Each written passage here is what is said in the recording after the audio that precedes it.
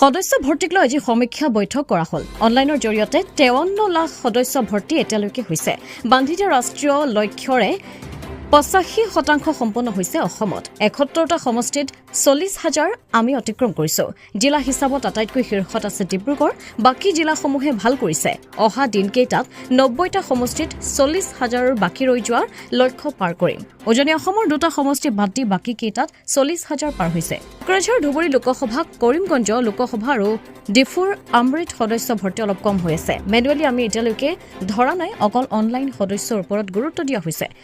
2019ত 42 লাখৰ অনলাইন 18 লাখ আছিল, বাকী অফলাইন আছিল। আমি অনলাইনখিনিৰ কথাহে কৈছো। চৰকাৰী চাকৰিয়াল বিজেপি সদস্য হ'ব নোৱাৰে। অৱশ্যে পৰিয়ালৰ লোক হ'ব পাৰিব। লোকসভা 75% ভোটক টাৰ্গেট কৰি এবাৰ সদস্য ভৰ্তি কৰা হৈছে। 95% পৰ্যন্ত অনলাইন সদস্য ভৰ্তি কৰা হ'ব। কংগ্ৰেছে কোৱাৰ দৰে 55 লাখ মানুহক ভয় খুৱাই সদস্য ভৰ্তি কৰাব নোৱাৰি। এজন দুজনক ভয় খুৱাব পাৰে। যোৰহাট, বোকাখাট, মাকুম, টিয়ক আৰু তিতাবৰত সদস্য ভৰ্তি 40,000 হোৱাই নাই। নাজিৰাত কেইবাটাও টাৰ্গেট পাৰ হৈছে। 40,000 সদস্য ভৰ্তি হৈছে। শিৱসাগৰৰ সভাপতি আৰু মূল সমষ্টিত চেঞ্চুৰী হৈছে। মোবাইলৰ সমস্যাৰ বাবে মাকুম, টিয়ক আদিত সদস্য ভৰ্তিত অসুবিধা হৈছে। উপ নিৰ্বাচন হ'বলগীয়া বিহালী, ধলাইত 40,000 হৈ গৈছে। বিটিআৰত বেয়া হৈ আছে।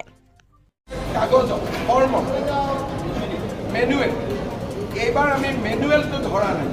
মেনুৱেল ধৰিলে আমাৰ বহুত বাঢ়িব, কিন্তু মেনুৱেলটো এইবাৰ আমি লোৱা নাই আৰু দিল্লীও লোৱা নাই। কাৰণ যেতিয়া ফোন কৰে এটা অ'টিপিটো কৰাৰ পিছত নিজে ফিল আপ নকৰিলে কৰিব নোৱাৰে, কিন্তু ফৰ্মত কেতিয়াবা ভোটাৰ লিষ্টৰ পৰাও কৰিব।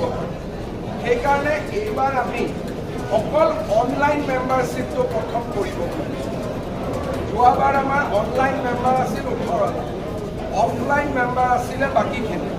এতিয়া অফলাইন হৈ গ'লে আমাৰো সংখ্যা 70 লাখ হৈ যাব, কিন্তু আমি অফলাইনটোত এইবাৰ আমি গুৰুত্ব দিয়া নাই, অনলাইনটোত গুৰুত্ব দিছোঁ। কাৰণ নিজৰ মোবাইলত OTP নহালৈকে নিজে মেম্বাৰ হ'ব নোৱাৰে। গতিকে আমাৰ মোবাইলটো দিয়কচোন, 1 মিনিট ৰিং কৰি দিছোঁ। যিটো কেতিয়াবা মানুহে অভিযোগ কৰিব পাৰে যে মই ফোনটো ল'লোঁ, 800-2420 ৰিং কৰি দিলোঁ, মেম্বাৰ হৈ গ'ল। এতিয়া তেনেকৈ মেম্বাৰ হ'ব নোৱাৰে। মই ৰিং কৰিম, OTP আহিব, OTPটো দি মই পুৰা ফৰ্ম ফিল আপ কৰিব লাগিব। দেউতাৰ নাম, মাৰ নাম চব লিখিব লাগিব। যিটো ডেটা তৃতীয় পক্ষই জানিব নোৱাৰে। আৰু মোৰ ৰেফাৰেঞ্চ থাকিব যে মই কাৰ ৰেফাৰেঞ্চ কোডত মেম্বাৰ হৈছোঁ। সেইকাৰণে সম্পূৰ্ণ প্ৰক্ৰিয়া যোৱাবাৰ 18 লাখে পূৰণ কৰিছিল। এইবাৰ আমি সম্পূৰ্ণ প্ৰক্ৰিয়া পূৰণ 53 লাখ অতিক্ৰম। চৰকাৰী চাকৰিয়ালৰ ক্ষেত্ৰত ভয় কোনে খুৱাব পাৰে আপোনালোকে?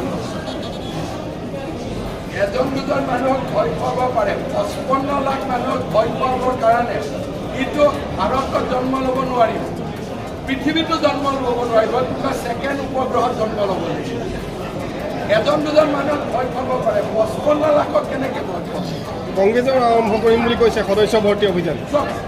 আমাৰ যিটো ট্ৰেন্সপাৰেঞ্চি যে আপোনাৰ মোবাইলত OTP আহিব, আপুনি পূৰা কৰিব। আমাৰ ট্ৰেন্সপাৰেঞ্চিত আমি যিমান কৰিব পাৰিছোঁ, এইটো আমাৰ কাৰণে এটা সফলতা। কংগ্ৰেছে আৰু ভালকৈ কৰক, আমাৰ শুভেচ্ছা আছে। উজনি অসমত যোৰহাটে অহা কালি পৰহি 40,000 পাই যাব। বোকাখাট আমি অলপ পিছুৱাই আছোঁ। মোৰ দৃষ্টিত বোকাখাট আৰু মাকুম, এই দুটা আমি পিছুৱাই আছোঁ। টিয়ক আৰু তিতাবৰ আমি প্ৰায় 30,000 ওচৰ পাই গ'লোঁ। টিয়ক আৰু তিতাবৰ 30,000ৰ ওচৰ পালোঁ। যোৰহাট আমি আজি বা কালি 40,000 ক্ৰছ কৰিলোঁ। বিৰোধী দলপতিৰ সমষ্টি 40,000 অলৰেডি। বিৰোধী দলপতিৰ সমষ্টিত 45,000, শিৱসাগৰত 40,000 আমি ইতিমধ্যে পাৰ কৰিলোঁ। আৰু সভাপতি আৰু মূল সমষ্টিত আমি পুৰা চেঞ্চুৰী মাৰি আছোঁ। ছাৰ, তিতাবৰত প্ৰত্যাহ্বানটো কি হৈছে আচলতে? তিতাবৰত প্ৰত্যাহ্বানটো একো নাই, 40,000 চবেই কৰি দিম। মোবাইলৰ লগত কথা, নাগা সীমান্ত মোবাইলটো জালুকবাৰীত যিমান মোবাইল আছে সিমান মোবাইল টিয়ক আৰু তিতাবৰত নাথাকে। সেইকাৰণে য'ত গাঁৱৰ ভোট চেণ্টাৰ তাতে টাউনতকৈ পিছত, কাৰণ এইটোতো মোবাইল থাকিব লাগিব না, অকল মানুহজন থাকিলে নহ'ব। আৰু এটা মোবাইলত অকল এজনহে হ'ব। অচল জালুক মেলা। অমৃত প্ৰবাহ অসমীয়া সাপ্তাহিক কাকতৰ ডিজিটেল সংস্কৰণ অমৃত নিউজ সত্যৰ সন্ধানত